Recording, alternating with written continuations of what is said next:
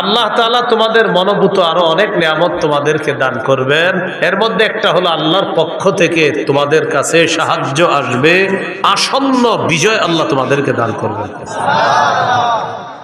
শেষে আল্লাহ বলেন ওয়াবাশশিরিল মুমিনিন, নবী মুমিনদেরকে আপনি সুসংবাদ জানায় দেন। সূরা হুজুরাতের 15 নম্বর আয়াতে আল্লাহ বলেন ইন্নামাল মুমিনুনা আল্লাযীনা আমানু বিল্লাহ ওয়া রাসূলিহি সুম্মা লাম ইয়ারতাবু ওয়া জাহাদু বিআমওয়ালিহিম ওয়া আনফুসিহিম ফি সাবিলিল্লাহ। আল্লাহ তাআলা বলেন প্রকৃত ঈমানদার হলো তারা যারা আল্লাহকে বিশ্বাস করে, রাসূলকে বিশ্বাস করে, সামান্য সন্দেহ করে না, জান মাল নিয়ে আল্লাহর রাস্তায় লড়াই করে। আল্লাহ তাআলা বলেন তারা হলো খাঁটি ঈমানদার।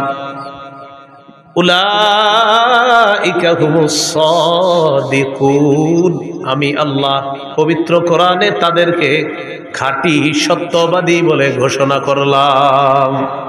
ঈমান আল্লাহকে রাসূলকে বিশ্বাস করা, সন্দেহ না করা, জান মাল নিয়ে জিহাদ করা। আল্লাহ বলেন কোরআনে বলে দিলাম তারা খাঁটি সত্যবাদী। আবু দাউদের হাদিস 2504 নম্বর হাদিস, ক্বালা রাসূলুল্লাহ সাল্লাল্লাহু আলাইহি ওয়াসাল্লাম জাহিদুল মুশরিকিনা বিআমওয়ালিকুম ওয়া আনফুসিকুম ওয়া আলসিনাতিকুম। নবীজি বলেন তোমরা মুশরিকদের সাথে লড়াই করো তোমাদের সম্পদ দিয়ে, তোমাদের জান দিয়ে, তোমাদের জবান দিয়ে। নবী বলেন সম্পদ দিয়ে লড়াই করো, জান দিয়ে লড়াই করো, তোমাদের জবানের মাধ্যমে লড়াই করো। এক নাম্বার নবী বললেন মাল দিয়ে লড়াই করো। আমাদের দেশে জিহাদ ফরজ হওয়ার আগ পর্যন্ত এখন আমরা মাল কোথায় দিব? ফিলিস্তিনের মুজাহিদদের জন্য ফান্ড কালেকশন করে তাদের কাছে পাঠাতে হবে। এটা জান, এটা হলো মাল। আর জান আমাদের দেশের বিজ্ঞ মুফতি সাহেবরা যদি ফতোয়া দেয় জিহাদ ফরজ, তখন জান দিয়ে জিহাদ করা। 3 নাম্বার ও আলসিনাতিকুম, জবান দিয়ে জিহাদ করবা। ফিলিস্তিনের বিরুদ্ধে গোটা দুনিয়াও যদি এখন হয়ে যায়, গোটা দুনিয়ার বিরুদ্ধে আমাদের বলতে হবে। এটা হলো জবান দিয়ে বলতে থাকা। বুঝে আসছে সবার কথাগুলো? জিহাদের নিয়ত আছে সবার? কার কার আছে দেখি? মাশাআল্লাহ, হাত নামান। জিহাদের নিয়ত না থাইকা যদি মারা যান, মুনাফিকি মৃত্যু। সহিহ মুসলিমের বর্ণনা 1910 নম্বর হাদিস, 1910 নম্বর হাদিস, ক্বালা রাসূলুল্লাহ সাল্লাল্লাহু আলাইহি ওয়াসাল্লাম মান মাতা ওয়া লাম ইয়াগযু ওয়া লাম ইউহাদ্দিস বিহি নাফসাহু মাতা আলা শু'বাতিন মিনান নিফাক। কোন মুসলমান যদি মারা যায় আর সে জিহাদ করলো না অথবা জিহাদের নিয়ত করলো না, সে মুনাফিকি মৃত্যুবরণ করলো। قال رسول الله صلى الله عليه وسلم عليكم بالجهاد في سبيل الله فإنه باب من أبواب الجنة। নবীজি বলেন তোমরা নিজেদের উপর আবশ্যক করে নাও আল্লাহর রাস্তায় লড়াই করা। মনে রাখবা জিহাদ হলো জান্নাতের দরজা সমূহের মধ্যে একটা দরজা। জান্নাতের একটা দরজা জিহাদ। ফিলিস্তিনের ছোট্ট ছোট্ট বাচ্চাদের মস্তিষ্ক তৈরি হয় ছোটবেলা থেকে যে ইসলামের পবিত্র একটা বিধান হলো জিহাদ। আমাদের দেশে মানুষ জিহাদের নাম শুনলে বলে ইন্না লিল্লাহ। কি বলে? মানে এটা আবার কি বললেন হুজুর? এই বিষয় ছাড়া অন্য কিছু থাকলে বলেন। মা বোনরা শোনেন, সন্তানকে শৈশব থেকে জিহাদের মানসিকতায় বড় করতে হবে। পৃথিবীর যে গতি দেখা যাইতেছে, মুসলমানদের মধ্যে প্রচুর মুজাহিদ বাহিনী তৈরি করা এখন সময়ের দাবি। আল্লাহ কথাগুলো বুঝার তৌফিক দান করেন। قال رسول الله صلى الله عليه وسلم من قتل في سبيل الله فوق ناقة وجبت له الجنة। নবীজি বলেন কেউ যদি আল্লাহর রাস্তায় লড়াই করে এই পরিমাণ ওটের দুধ 2 বার আপনি পান করলেন, একবার এরপরে আবার পান করলেন, এই যে মাঝে সময়টা গ্যাপ হয়, নবী বলেন এই পরিমাণ কোন ব্যক্তিও যদি আল্লাহর রাস্তায় আল্লাহর দ্বীন প্রতিষ্ঠিত করার জন্য লড়াই করে, তার জন্য আল্লাহর জান্নাত ওয়াজিব হয়ে যায়। এই জন্য জিহাদের নিয়ত সবাই রাখবো, বলেন ইনশাআল্লাহ। আবু দাউদের হাদিস 2484 নম্বর হাদিস, 2484। قال رسول الله صلى الله عليه وسلم লা তাজালু তাইফাতুম মিন উম্মতি ইউকাতিলুনা আলাল হক যাহিরিনা আলা মান নাওয়াহুম। নবীজি বলেন, আমার উম্মতের একটা দল সদা সর্বদা হকের পক্ষে লড়াই করবে। তাদের সাথে বাতিল লড়াই করতে আসবে, বাতিলদেরকে তারা নাস্তানাবুদ করে ছাড়বে, বাতিলদেরকে তারা সর্বশেষ পরাজিত করে ছাড়বে। যার বড় প্রমাণ হলো বর্তমান আফগানিস্তান। কোন দেশ? আফগানিস্তান। অভিভাবক বানাইছে কাকে জানেন? আল্লাহকে। কাকে? আমাদের অভ্যাস হলো এক তাগুত অভিভাবক বানানোর পর এটারে ছাইরা আরেক তাগুতকে অভিভাবক বানাই। সূরা বাকারার 257 নম্বর আয়াতে আল্লাহ বলেন, আল্লাহু ওয়ালিয়্যুল্লাযীনা আমানু, ঈমানদারদের অভিভাবক হলেন আল্লাহ। বলেন ঈমানদারের অভিভাবককে? আল্লাহ। সূরা মাঈদার 51 নম্বর আয়াতে আল্লাহ বলেন, ইয়া আইয়ুহাল্লাযীনা আমানু লা তাত্তাখিযুল ইয়াহুদা ওয়ান নাসারা আউলিয়া। হে ঈমানদারগণ, ইহুদি খ্রিস্টানদেরকে অভিভাবক রূপে গ্রহণ করবা না। বারবার আমরা ভুল করি, এক অভিভাবক ছেড়ে আরেক অভিভাবক ধরি, কিন্তু মজার ব্যাপার আর দুঃখের ব্যাপার আর ইন্টারেস্টিং ব্যাপার, আগে যেটাকে ধরি সেটাও তাগুত, পরে যেটাকে ধরি সেটাও তাগুত। তাই মুসলমানদের চূড়ান্ত ভাগ্য পরিবর্তন হয় না। এই জন্য বাংলাদেশে একটা সময় চলতেছে এখন যদি হুজুররা গুতাগুতি বন্ধ না কইরা, এখন যদি এক না হইতে পারে, আগামী 50 বছর এই সুযোগ আর আসবে না। এটা এখন চলছে আমাদের বাংলাদেশের সব মুসলমানদের মনের দাবি একটা এখন, যে আমরা বাংলাদেশে ইসলামী মাইন্ডের কোন নেতা চাই। এটা সব মুসলমানদের মনের চাওয়া। আপনি খুঁজে দেখেন, হাঁটতে হাঁটতে সবার এটা চাওয়া। কিন্তু এই সুযোগটা যদি কাজে না লাগাই, তবে ওই যে ওই এক তাগুত ছাইরে আরেকটারে ধরি, বৃষ্টি থেকে বাঁচার জন্য ঝর্ণার নিচে এসে দাঁড়াই। কোথেকে বাঁচার জন্য কই দাঁড়াই? কেউ আপনার ঝর্ণার নিচে কেন? বাইরে বৃষ্টি, এখানে কি? ও আচ্ছা। এই ভুল বারবার করলে ভাগ্য পরিবর্তন হবে না। আবু বকর, ওমর, উসমান, আলী রাদিয়াল্লাহু তাআলা আনহুম, তাদের যুগের সেই খেলাফতের রাশেদা, খেলাফত ব্যবস্থা ছাড়া মুসলমানদের চূড়ান্ত ভাগ্য পরিবর্তন হবে না, হতে পারে না কিয়ামত পর্যন্ত। তো বলছিলাম, রাসূলুল্লাহ সাল্লাল্লাহু আলাইহি সাল্লাম বলেন, লা তাজালু তাইফাতুম মিন উম্মতি ইউকাতিলুনা আলাল হক। আমার উম্মতের একটা দল সদা সর্বদা হকের পক্ষে লড়াই করবে। যাহিরিনা আলা মান নাওয়াহুম, তাদের বিরুদ্ধে যারা থাকবে তাদেরকে তারা পরাজিত করে ছাড়বে। হাত্তা ইউকাতিলা আখির উম্মতি আল মাসিহ আদ-দাজ্জাল, এমনকি আমার উম্মতের সর্বশেষ দলটি দাজ্জালকে পর্যন্ত পরাজিত করবে। আমার উম্মতকে আল্লাহ বিজয় দান করবে। আবু দাউদের 2532 নম্বর হাদিসের বর্ণনা, 2532। এই হাদিসে কি বলে দেন? قال رسول الله صلى الله عليه وسلم ثلاثة من أصل الإيمان। নবীজি বলেন ঈমানের মূল হলো 3টা। বলেন ঈমানের মূল কয়টা? অনেকগুলো আছে, এর মধ্যে সবচেয়ে বেশি মূল কয়টা? 1 নম্বর আল কাফু আম্মান ক্বালা লা ইলাহা ইল্লাল্লাহ। পড়েন তো আপনি আমার সাথে, পড়েন লা ইলাহা ইল্লাল্লাহ। এ দেখেন, উনি পড়ছে না, আমিও দাবি করে আমি মুমিন, আর উনিও দাবি করে উনি মুমিন। আমার উপর প্রথম কাজ হলো আমি ওনারে কষ্ট না দেওয়া। এটা ঈমানের মূল বিষয়ের একটা বিষয়, যে লা ইলাহা ইল্লাল্লাহ ওয়ালাকে তুমি কষ্ট দিবা না। এটা প্রথম। আল কাফু আম্মান ক্বালা লা ইলাহা ইল্লাল্লাহ, যে লা ইলাহা ইল্লাল্লাহ মুখে বলে, অন্তরে বিশ্বাস করে, এই ব্যক্তিকে আমি কষ্ট দিতে পারবো না। এটা ঈমানের মূল বিষয়ের একটা বিষয়।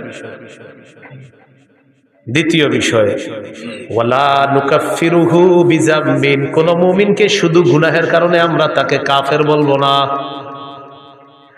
3 নম্বর, ওয়ালা নুখরিজুহু মিনাল ইসলামি বিআমালিন, কোন আমলের কারণে কোন মুসলমানকে ইসলাম থেকে বের করে দিব না।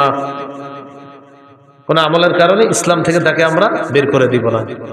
হ্যাঁ হুজুর, তার ব্যাপারে কোনো ফতোয়া আসবে, এটা ফতোয়া বিভাগ ফতোয়া দিবে, আপনি কথায় কথায় কাউরে কাফের বলে ফেলেন। তাহলে ঈমানের মূল বিষয় 3টা। 1 নম্বর আল কাফু আম্মান ক্বালা লা ইলাহা ইল্লাল্লাহ, যে ব্যক্তি বলে লা ইলাহা ইল্লাল্লাহ তাকে কোনো কষ্ট না দেওয়া।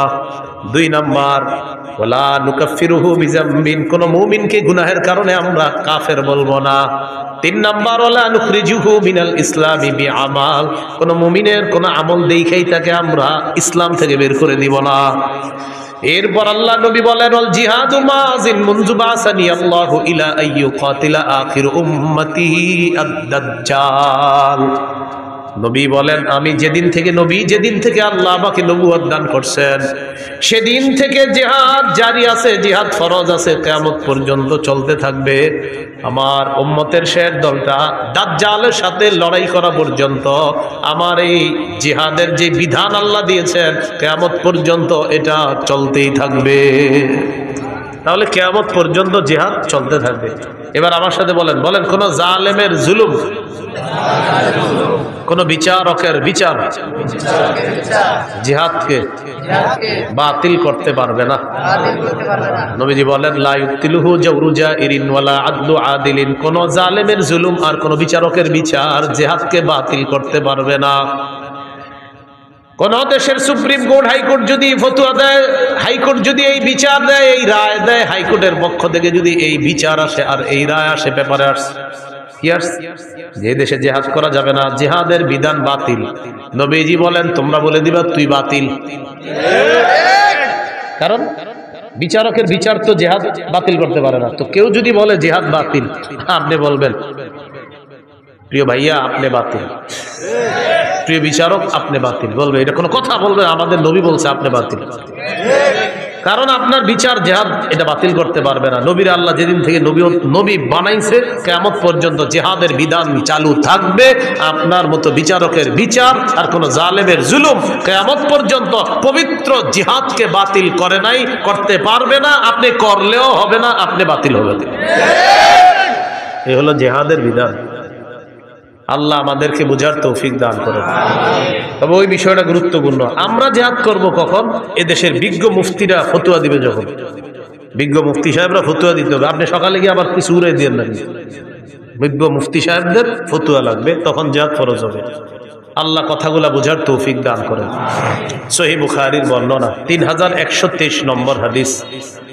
عن أبي هريرة رضي الله تعالى عنه قال قال رسول الله صلى الله عليه وسلم تكفل الله لمن جاهد في سبيل الله لا يخرجه إلا الجهاد في سبيله وتصديق كلماته بأن يدخله الجنة أو يرجعه في مسكنه الذي خرج منه ما نال من أجر أو غنيمة। কোন ব্যক্তি জিহাদে বের হয়েছে, শুধু জিহাদের নিয়তে বের হয়েছে এবং আল্লাহর কথাগুলা বিশ্বাস করছে, হ্যাঁ জিহাদ করলে এই লাভ, এগুলা জেনে সে বের হয়েছে। এই ব্যক্তি জিহাদের ময়দানে যাওয়ার পর আল্লাহ দায়িত্ব নিয়ে নেয়, হয়তো শহীদ বানায় তাকে জান্নাতে পৌঁছায় দিবে, না হয় প্রচুর গনিমতের মাল সহ তার ঘরে আল্লাহ তাকে ফিরিয়ে দিবে। সহিহ মুসলিমের বর্ণনা 1878 নম্বর হাদিস। قال رسول الله صلى الله عليه وسلم مثل المجاهد في سبيل الله كمثل الصائم القائم القانت بآيات الله لا يفتر من صيام ولا صلاة حتى يرجع المجاهد في سبيل الله। নবীজি বলেন কোন ব্যক্তি নফল রোজা রাখে, নফল নামাজ পড়ে আর নামাজের মধ্যে ধারাবাহিক কোরআন তেলাওয়াত করে।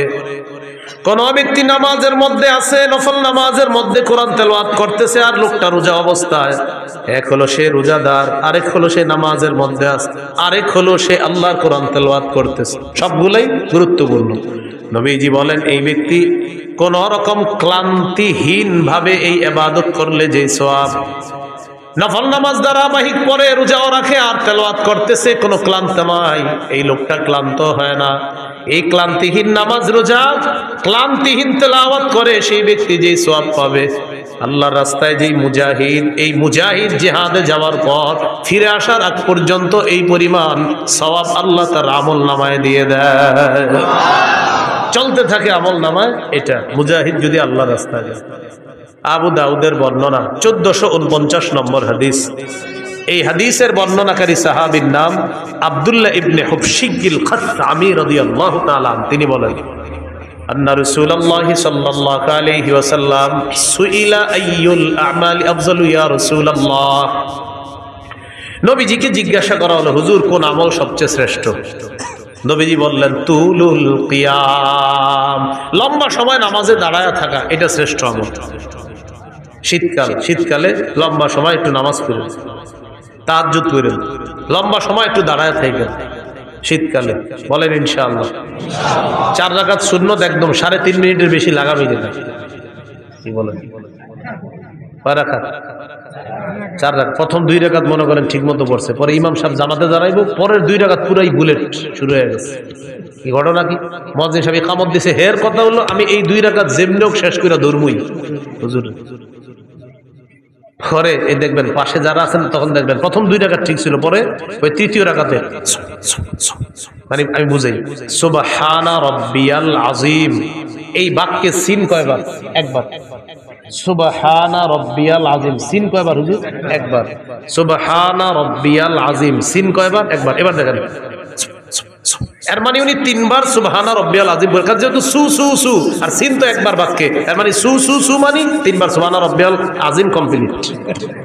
এটা পাশে থেকেও শুনবেন সময় দেখবেন, মানে কি আপনি সুব কি এই বাক্যে যদি সিন তার যে 3-4 বার আছে তাহলে বুঝতাম আপনি একটাই বলছেন বাক্য, কিন্তু বাক্যে তো সিন একবার, এর মানে আপনি সু সু 3 বার বলা মানে আপনি সুবহানা রাব্বিয়াল আযীম 3 বার পড়ে ফেলছেন।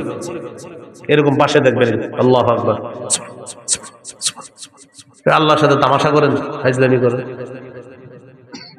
তুলুল কিয়াম, লম্বা সময় নামাজে দাঁড়ানো বড় ইবাদত। ভাই নামাজ ধীরস্থির ভাবে পড়েন, জীবনে এই কাজটা খুব সুন্দরভাবে করবেন, বলেন ইনশাআল্লাহ। ওযু করবেন সুন্দরভাবে, মসজিদে নামাজ পড়বেন সুন্দরভাবে, নামাজের সাথে কোনো আপোষ করবেন না। এমনকি আলোচক যারা আলোচনা করে তাদের আলোচনা যদি মনে করেন আলোচনায় উঠাবে, তারা আলোচনার মাঝেও নামাজকে তাড়াহুড়া না করা, সফরে অন্তত আলাসরিন না আতইন, এটাও সুন্দর মতো পড়তে হবে। সুবহানা রাব্বিয়াল আযীম আলা, এটা সুন্দর মতো পড়তে হবে, কমপক্ষে 3 বার সুন্দর মতো পড়তে হবে। 1 মিনিটে 2 রাকাত যেন শেষ না হয়, বিষয়টা দিকে খেয়াল রাখবেন।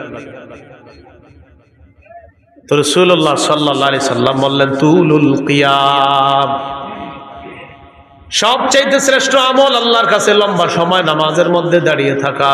কিলা আইয়ুস সাদাকাতি আফযালু ইয়া রাসূলুল্লাহ, হুজুর কোন সদকাটা সবচাইতে শ্রেষ্ঠ? নবীজি বললেন জাহদুল মুকিল্লি, কোন ব্যক্তি পরিশ্রম করে কষ্ট করে উপার্জন করে যেই সম্পদ, এই কষ্টার্জিত উপার্জন থেকে যদি সে আল্লাহর রাস্তায় দান করে, সদকা করে, মাদ্রাসায় দেয়, তার এই সদকা আল্লাহর কাছে সর্বশ্রেষ্ঠ সদকা হয়ে যায়। রিক্সা চালাইছেন, কিছু টাকা কামাইছেন, 5 টাকা সদকা করছেন, মাস শেষে বেতন পাইছেন, কষ্টার্জিত এই বেতন পাওয়ার পর ইখলাসের সাথে 5টা টাকাই কোনো অসহায়কে দিছেন, এই আমলটা আল্লাহর কাছে শ্রেষ্ঠ সদকা হয়ে যায়। কিলা আইয়ুল হিজরাতি আফযালু ইয়া রাসূলুল্লাহ, হুজুর কোন হিজরত আল্লাহর কাছে সবচাইতে শ্রেষ্ঠ আপনার কাছে জানতে চাই। নবীজি বললেন মান হাজারা মা হারামাল্লাহু আলাইহি, আল্লাহ যা হারাম করেছেন এই হারাম থেকে বেঁচে থাকা হলো আল্লাহর কাছে সর্বশ্রেষ্ঠ হিজরত। কিলা আইয়ুল জিহাদি আফযালু ইয়া রাসূলুল্লাহ, হুজুর কোন জিহাদ আল্লাহর কাছে সবচেয়ে শ্রেষ্ঠ?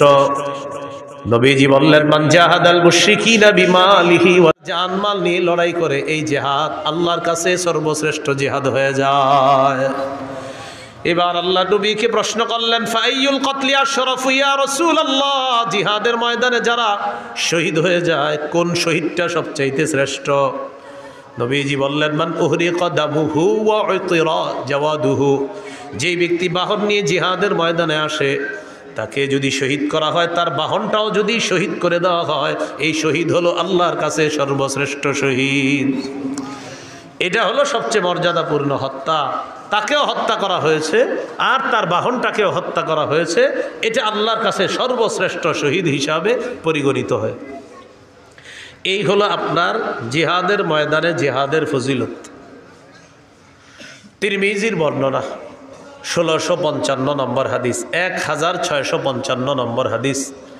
عن أبي هريرة رضي الله تعالى عنه قال قال رسول الله صلى الله عليه وسلم, নবীজি বলেন সালাসুন হাক্কুন আলাল্লাহি আউনুহুম, 3 ব্যক্তিকে সাহায্য করা আল্লাহ নিজের উপর ওয়াজিব করে নেয়। বলেন তো কয়জনকে সাহায্য করা আল্লাহ নিজের উপর ওয়াজিব করে নেয়? এক নাম্বার আল মুজাহিদু ফি সাবিলিল্লাহ, যে ব্যক্তি আল্লাহর রাস্তায় জিহাদের মধ্যে আছে তাকে সাহায্য করা আল্লাহ নিজের উপর ওয়াজিব করে নেয়।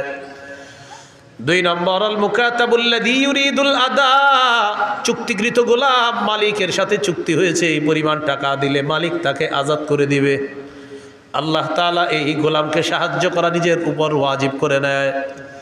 তিন নম্বর নাকিহুল্লাযী ইউরিদুল আফাফা, কোনো ব্যক্তি যদি বিয়ের মাধ্যমে পবিত্র হতে চায় আল্লাহ তাআলা তাকে সাহায্য করা নিজের উপর ওয়াজিব করে নেয়। বিয়ের মাধ্যমে কি হতে চায়? পবিত্র। আপনার নিয়ত হলো আপনি বিয়ে করবেন, এই ওয়াজের পরে অনেকে গিয়ে বলবে হুজুর আমি তো নিয়ত করছি বিয়ের মাধ্যমে পবিত্র হবো, কই টাকা পয়সা তো আসতেছে না। আপনার নিয়ত পুরোটা আমারে বলেন নাই, আপনার নিয়ত অনেকগুলো আছে। এক নাম্বার নিয়ত, যেই মায়াটারে দেখবেন আপনি বিয়ের জন্য এই মেয়েটারে আপনার বাপেরও দেখাবেন বিয়ের আগে, এটাও আপনার নিয়তে আছে। বলেন বালেগা হুবো বধূকে বলেন, আবার বালেগা হুবো স্ত্রীকে শ্বশুরের জন্য দেখা সম্পূর্ণ হারাম। তো আপনার নিয়ত এটা আছে যে আমার আব্বা দেখবে, যাই হোক আব্বা দেখছে, যাই হোক সবাই দেখার পরে সর্বশেষটা কি? আমেরিকা দুলাভাই থাকে, দুলাভাই যতক্ষণ পর্যন্ত হা না বলবে বিয়ের ব্যাপারে হা হবে না। তো সর্বশেষ কন্যা পক্ষরে জানানো হবে আমার দুলাভাই আমেরিকা আছে, উনি হ্যাঁ বললে হ্যাঁ, কারণ বিয়েটা তো দুলাভাই করবে, এই জন্য দুলাভাই ছবিটা দেখবে, দেখার পর দুলাভাই যদি বলে হ্যাঁ, নির্লজ্জ আর বেহায়ার মতো নিজের বউয়ের ছবিটা বন্ধুদেরকে আর দুলাভাইয়ের কাছে পাঠায়। এত বেহায়া আর বেশরম। তো দুলাভাই ছবি দেখে, দেখার পর দুলাভাই বলবে নাক কেমন, কান কেমন, চোখ কেমন, তারপর তিনি বলবে হ্যাঁ অথবা না, কারণ বিয়েটা তার দুলাভাইয়ের সাথেও হবে, তার সাথেও হবে। নির্লজ্জ কোথাকার, বেহায়া কোথাকার, হারাম কাজ করে আবার বলে উনি বললেই হবে। এইভাবে বলার পরেও অনেকের লজ্জা হবে না, দেখবেন অনেকে এখনও দেখেন পাঠাইতেছে মোবাইলে। তো তিন নাম্বার, যে বিয়ের মাধ্যমে নিজের পবিত্র করতে চায় এই ব্যক্তিকে সাহায্য করা আল্লাহ নিজের উপর ওয়াজিব করে দেয়। তাহলে এর মধ্যে একজন হলো মুজাহিদ। তিরমিজির বর্ণনা 1656 নম্বর হাদিস, 1656 এই হাদিসের মধ্যে আছে عن أبي هريرة رضي الله تعالى عنه قال قال رسول الله صلى الله عليه وسلم নবীজি বলেন লা ইউকলাবু আহাদুন ফি সাবিলিল্লাহ ওয়াল্লাহু আ'লামু বিমা ইউকলাবু ফি সাবিলিহি ইল্লা জাআ ইয়াউমাল কিয়ামাতি ওয়াল লাউনু লাউনুদ দাম ওয়ার রিহু রিহুল মিস। কোনো ব্যক্তি যদি জিহাদের ময়দানে যায় আঘাতপ্রাপ্ত হয়, আঘাতপ্রাপ্ত হওয়ার পর কিয়ামতের ময়দানে এই লোকটা এমন অবস্থায় উঠবে তার যে আঘাতের জায়গায় আঘাতের কারণে তার রং হবে রক্তের রং, আর সেখান থেকে মেশক আম্বরের ঘ্রাণ বের হবে। তাহলে গেল জিহাদ, জিহাদের ময়দান। এবার বলেন শহীদ, বলেন শহীদ, বলেন আল্লাহ তাআলা যদি কখনো আমাকে তৌফিক দান করে, সবাই বলেন আমি আল্লাহর পথে শহীদ হব ইনশাআল্লাহ। সহিহ মুসলিমের বর্ণনা 1909 নম্বর হাদিস, قال رسول الله صلى الله عليه وسلم من سأل الله الشهادة بصدق بلغه الله منازل الشهداء وإن مات على فراشه। এলাকার নাম কি? ফুলতলা। এই ফুলতলার একজন নিয়ত করছে আল্লাহ আপনি যদি আমারে কখনো সুযোগ দেন আমি শহীদ হব। কোন এলাকার? ফুলতলার। তো নিয়ত করছে আল্লাহ সত্যি আমি শহীদ হব, নিয়ত করছে। সে যদি তার ঘরের বিছানায়ও মারা যায় আল্লাহ তাকে শহীদদের মর্যাদায় পৌঁছায় দিবে। তিরমিজির হাদিস 1661 নম্বর হাদিস, বাস হয়ে গেছে তো 1661 নম্বর হাদিস তিরমিজির এই হাদিসের মধ্যে আছে قال رسول الله صلى الله عليه وسلم ما من أحد من أهل الجنة يسره أن يرجع إلى الدنيا غير الشهيد। নবীজি বলেন জান্নাতের মধ্যে যারা থাকবে তারা কেউ দুনিয়ার মধ্যে আসতে চাইবে না, শুধু শহীদ জান্নাতের মধ্য থেকে দুনিয়াতে আসতে চাইবে। কে? শহীদ। শহীদ ছাড়া আর কেউ আসতে যাবে না। কেন? নবী বলেন ফাইন্নাহু ইয়ারজিউ ফাইন্নাহু ইউহিব্বু আন ইয়ারজি'a ইলা দুনিয়া, শহীদ দুনিয়ার মধ্যে আসতে চায় এই কারণে ওয়াকুল হাত্তা উকতালা আশারা মাররাত। শহীদ দুনিয়ার মধ্যে আসতে চায়, এসে বলবে আল্লাহ আমাকে তুমি আবার শহীদ করে দাও, আবার আমাকে জিন্দা বানাও, আবার আমাকে শাহাদাতের নসিব করো। মাবুদ তুমি আবার আমাকে জিন্দা করো, আবার শহীদ হওয়ার তৌফিক দিয়ে দাও। এইভাবে যদি 10-12 শহীদ হতে হয়, আল্লাহ আমি 10 বার শহীদ হতে রাজি আছি মাওলা। নবী বলেন কেন জানুনি? মিম্মা ইয়ারা বিম্মা আতাহুল্লাহু মিনাল কারামা। শহীদকে আল্লাহ যেই মর্যাদা দান করেন, যেই পুরস্কার দান করেন, এই পুরস্কারের আশায় শহীদ বারবার বলবে আল্লাহ আবার যদি জিন্দা হতাম, আবার যদি শহীদ হতাম, আবার যদি জিন্দা হতাম, আবার যদি শহীদ হতাম, তাহলে বারবার এই পুরস্কার আমি লাভ করতাম। শহীদ চাইবে, আমি বারবার দুনিয়াতে যাব, আবার শহীদ হব, আবার জিন্দা হব, আবার শহীদ হব।